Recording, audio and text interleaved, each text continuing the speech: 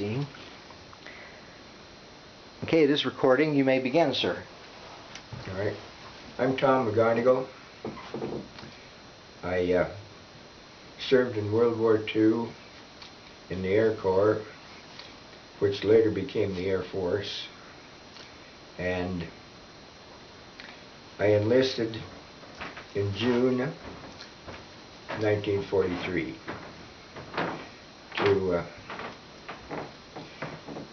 I was the first 17-year-old in Idaho to enlist in the Air Corps, because on July 1st, 1943, the Air Corps declared that they would take 17-year-olds if the parents would sign. And so the Navy had been doing that for a long time, but it was a new one for the Air Corps. And I was, through the process, I was inducted the 15th of July, 1943.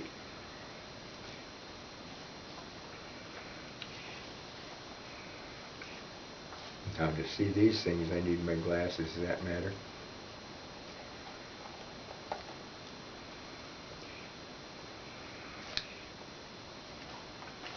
The first question that comes up is, why did I enter? Well, 1941, of course, the Japanese bombed Pearl Harbor. I was out duck hunting that day, and about sometime early in the afternoon, I came home feeling good with some ducks or something, and my mother met me on the porch and told me what had happened. Well, immediately I thought, well, we kind of expected that it was going to happen, not the way it did, but that we would be in war. And I immediately thought, I'm a junior in high school. I'm afraid that war's going to end before I get into it. And so it didn't end, so I did get into it. And I didn't get called in on active duty until December of that year,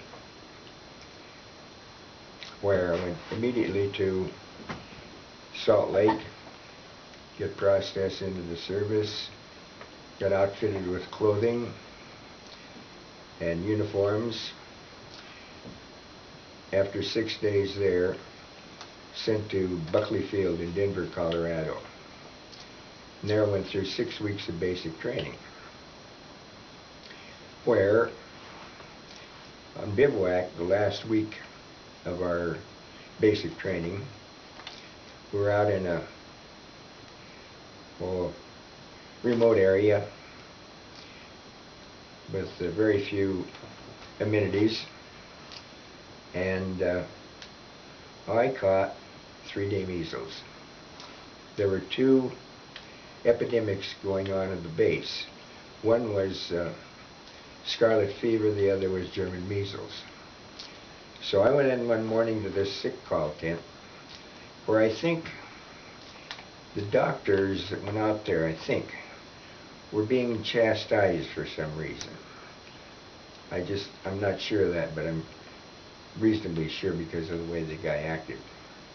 I went in this tent where there were 20 guys or so, because in bivouac, people would like to get out of doing something. And so this guy came over to me, this doctor, he said, "So what's your problem?" I said, "I think I've got measles or something." "Well, let's see," and I opened my shirt, and I was peppered with little red spots. He said something like, "My God, you have got the measles." Within 2 minutes, he and I were alone in that big old tent. Everybody fled. So they hauled me into the hospital at the base, where it took all day to get a bed. They finally found a bed. But since it was very, very crowded, they put us in an area that had a great open, well, it was not an open porch, it was a porch, but it was surrounded with chain link fencing, top and sides. we were in the Section 8 ward. And so on the third day, I was feeling good and we could go out on that. And I went out there, and there was a very narrow road between that place and a warehouse across the street. And some whack had driven up in this truck. So I was standing there watching, and she rolled the window down, and I said, "Say, can you help me?"